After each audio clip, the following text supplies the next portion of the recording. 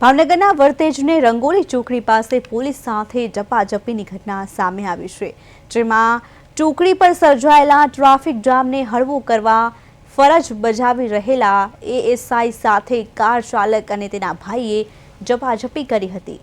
આ મામલે ફરજમાં રૂકાવટ થવા બદલ વર્તેજ પોલીસ મથકમાં ફરિયાદ નોંધાઈ છે।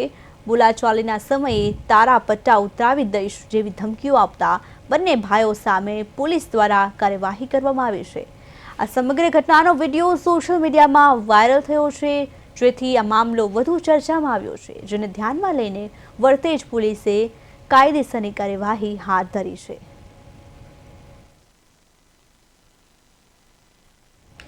ભાવનગરમાં ચોકડી પર ઝપાઝપીનો ઘટના સામે આવી છે, જેમાં કાર ચાલક અને તેના ભાઈ દ્વારા ઝપાઝપી કરવામાં આવી હતી। એક એએસઆઈ દ્વારા ઝપાઝપીની ઘટના બની છે, જેમાં ધમકી આપી હતી કે તારા પટ્ટા ઉતરાવી દઈશ, જેની સામે પોલીસ દ્વારા વધુ કાર્યવાહી હાથ ધરવામાં આવી છે।